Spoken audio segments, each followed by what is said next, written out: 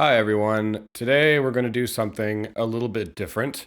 I'm going to be responding to some of your questions and comments. I used to do these pretty often. I haven't done one in well over a year. I think the last time I did one of these, I had like 10 or 20,000 subs or something like that, if that. So we've grown quite a bit since then, which is really cool. So thank you all for supporting, but let's get into it. Do you ever fart accidentally while pushing hard on a scream? We're off to a good start. Somebody replied, vocalist here. Yes, often. Have come mighty close to actually shitting myself a couple of times. What are you guys doing in the studio? Are you guys eating sugarless gummy bears in the studio? What is happening? I can't say I've ever done that. We're moving on now. Elton John is terrible. I mean, I'm not gonna like go out of my way to listen to Elton John or anything, but I think he's far from terrible. I think he's pretty dope. Honestly, my favorite thing that Elton John has ever done is probably the soundtrack for The Road to El Dorado. The music in that movie is just utter fire, and it's all done by Elton John. We shall ride into history, turning myth into truth.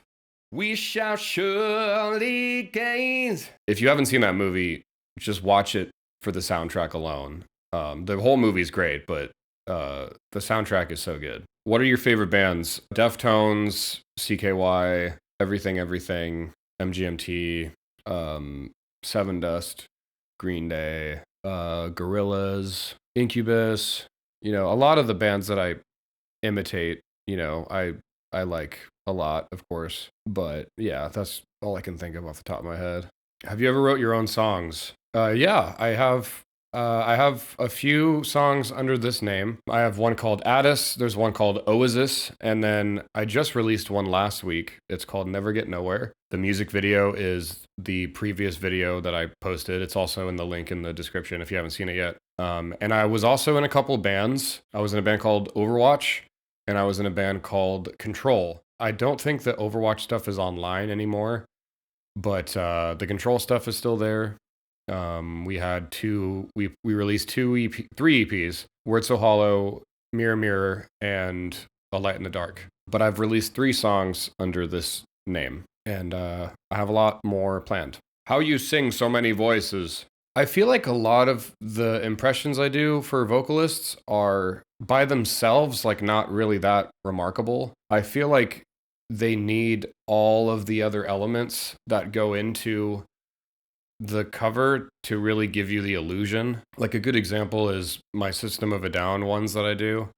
A lot of times I'll do the lower harmony as Surge and then the higher harmony is Darren. And, I try to find like a somewhat dissonant note that's like still in key, but it's not like really, it almost kind of clashes because they do that a lot. And just like that technique really adds to the illusion that it's System of a Down. And if you take that away, I don't really think it would sound like them nearly as much. Same thing with like Korn, like on Mbop, I was like, only one or two will last. And then like in the background, I'm like, only one or two will last. And I think just those recording techniques and like the little arrangement stuff that I do really adds to it. Because if you take those elements away and it's just me doing it a cappella, I don't really think it sounds like it that much. There's a lot more to it than just trying to sound like them. I think I do some of the singers on their own pretty well, but I think a lot of it has to do with just the overall picture of like the arrangement and everything and the mixing, the recording techniques that I use and stuff like that. How'd you end up getting into genre band swapping music? Well, when I started out, I mean, I've always been someone that likes to do impressions, whether it's like actors.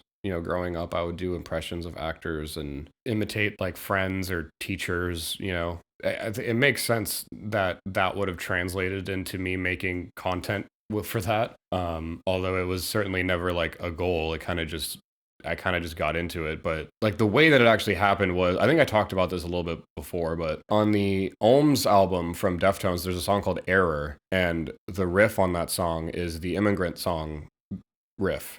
So when I heard that, I was like, I wonder what it would sound like if I like recorded that, but then did an impression of Chino singing Immigrant Song. And that was the first one that I ever did. It didn't get like a lot of views or anything. When I made that, I really enjoyed it. And I just I just kept making more. I don't remember which one I did after that, but it just became a reoccurring thing in my content. I started out just like imitating singers singing their own songs.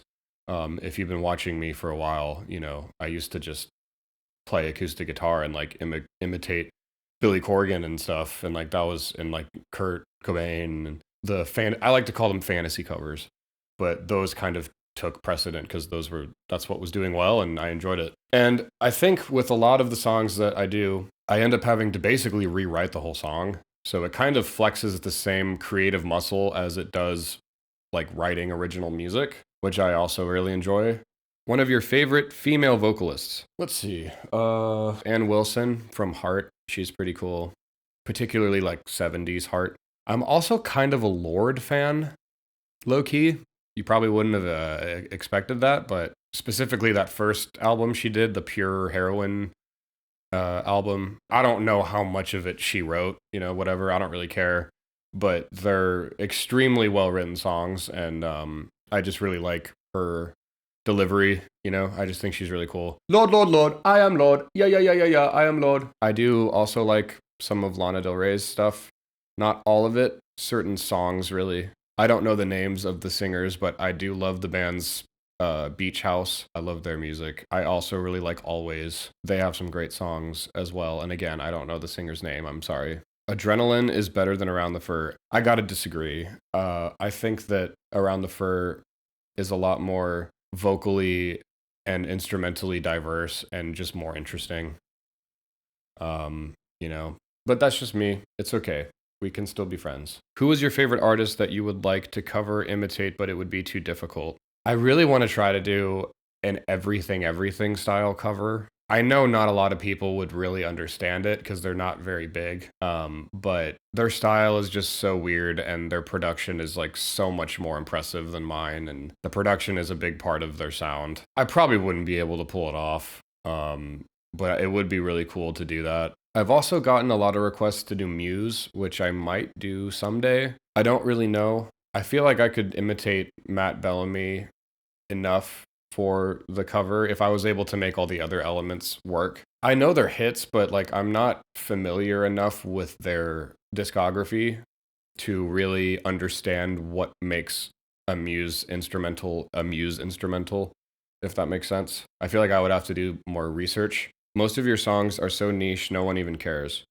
Seems kind of mean-spirited, but I'll just genuinely respond to this. I don't really agree.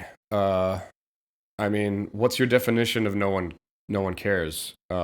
Is it that some of my videos don't reach the massive viral status that some of my other videos have? I mean, like that's true, but I mean, like that's just how making content is. You can't expect every video to get 10 million views. It just doesn't really work that way. And if all I did was System of a Down and Korn and Deftones, which are my most popular videos, if that was all I did, you guys would get bored, I would get bored, and the same thing would still happen. If all I did was Korn videos, some of them would go viral and some of them wouldn't. Like, it's not like if all I did was popular bands, they're all going to get 10 million views. It doesn't work that way. For the most part, people like me that are just making content, trying to get people watching, I mean, it doesn't matter what you post. Some of it's going to go viral and some of it's not. I don't know what videos you're referencing specifically, but I mean, the last one I did was Alien Ant Farm, and I feel like nowadays they're pretty niche, and that video did pretty well. I mean, it's what? If Alien Ant Farm wrote message in a... It's at 1 million views on Instagram right now. It has... Yeah, it has 20,000 shares.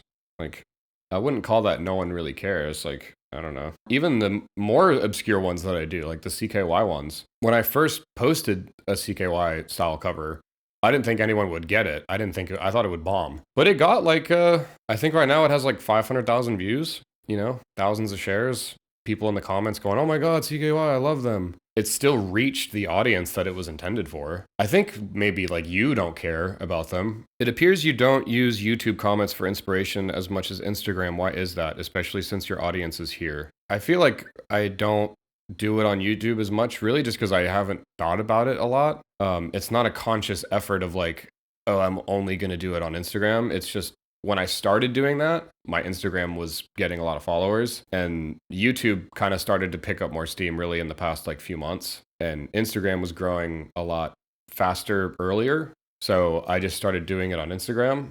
From then on out, like I just always thought to just go to Instagram because it just kind of became a routine. I think I did one poll on YouTube for a CKY video, but I ended up using one from Instagram just because I liked what they said. But that's really why I just don't think about it, really. I probably should, because then I'll have two different pools of answers to pick from. Yeah, I'm not playing favorites. Like, I really just haven't, I really just normally don't think about it. It just kind of becomes a routine. Deftones is sad boy music written for chicks.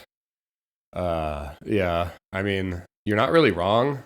I feel like liking Deftones now is kind of an aesthetic, you know? People are like, oh, me before Deftones versus me after Deftones, and it's like change is playing in the background. I think it's great that a new generation has found Deftones, but back in like 2014, 2012, people weren't really saying stuff like this.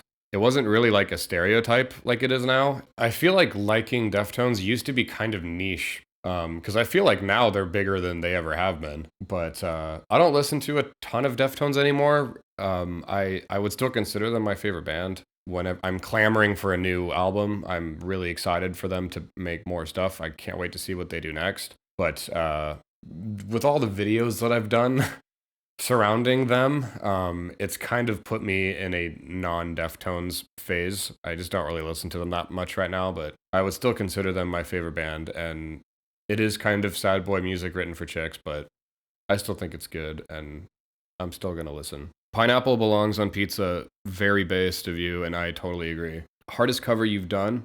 I think the most difficult ones are probably the CKY ones, honestly, just because the guitar work is a lot busier compared to the other ones I do. It takes me a while just to figure out the parts a lot of the time, and then I have to be able to like play them well enough to record them and then get a good take. And then there's a lot of editing involved with them. Yeah, I mean, a lot of time I'll spend like hours recording guitars for those videos just because I really want to get a good take. And then I go to film and I have to like mime the part for the video. And since I've spent hours mixing and editing the music, I go to film it and then I forget how to play it. So then I have to relearn it again so that I can play it for the camera. Yeah, those take a long time. Have you ever cut your finger on the high E string? I don't know if I ever have cut it. I have stabbed it before. Like one time I stabbed, just thinking about it like hurts, but I stabbed like straight into my pinky one time when I was like, I think I was just restringing or something. I don't remember exactly how far it was, but it had to have been at least like half an inch. I mean, it was deep. I couldn't play guitar for like a month. It just hurt. Like doing anything hurt. Eventually it just kind of like healed and it was fine, but there was a while where I was kind of just like, maybe I should go to the hospital. It is still a fear that I have every time. I mean, it's kind of a guitar player cliche now, but you know, whenever you're tuning your high E string, you're like, because you think it's gonna snap and like hit you in the face or something. It's still something I think about all the time, even though it's never happened or probably will ever happen. What are your plans for original songs? Okay, I feel like I'm now in a place where I can talk about this. I'm planning on releasing an album of original stuff. The song I released last week, Never Get Nowhere, that's the first single from it. There's going to be another single with a video. It's going to be a live action video. I don't know when. I still have to finish the mixing and everything. It's a very different song. I really like writing stuff where like everything sounds totally different. I really strive to do that. So like if you liked Never Get Nowhere, I really appreciate that and I'm glad that you liked it, but you'll probably notice that it's a very different song from Oasis. Like they sound totally different. And I think that the next single I'm putting out is completely different from those two as well. Again, I don't know when that's going to be, and the whole album thing, I don't know when that's going to be either, but all the songs that I've been working on, I was planning on putting them all out just like as singles as they get done. But some of the songs that I'm working on, I love and I really want to put them out, but I just don't think that they're singles. I just think that they're better experienced like together in a collection. It's going to be Never Get Nowhere and the next single, and then 6 additional new songs that have not been heard. So that's 8 songs, including the singles. And then I'm going to also add an acoustic version of Oasis, which you guys have been asking for so long. And I know, and I'm sorry. I just didn't want to put it out as a single. I wanted to put it out with other stuff. And then there's going to be the 10th song is going to be an acoustic version of Never Get Nowhere. It'll be the 2 singles, 6 more songs that will never have been heard until it drops, and then 2 acoustic versions. So it's 10 songs total. It's going to take a long time. I mean, some of these songs I'm still working on. I'm not even going to give you like an estimate because I know it would be not realistic to do so. But those are my plans for original music. Before that album comes out, long before, I'm going to put out Fantasy Covers Volume 2. That's going to come out pretty soon. I mean, I'm certainly in the first half of the year, I'll release Fantasy Covers Volume 2. And then I'll be doing a lot more work for the original album. But yeah, that's going to do it for this time. Thank you for watching. I really appreciate all your support. I know I haven't done one of these in a while, but maybe I'll start making them more consistent. If you haven't heard my new song, Never Get Nowhere, you can stream it from the link in the description. There's also a music video for it on this channel. That's linked below as well. Thank you guys very much. Take care, and I'll see you next time. See ya.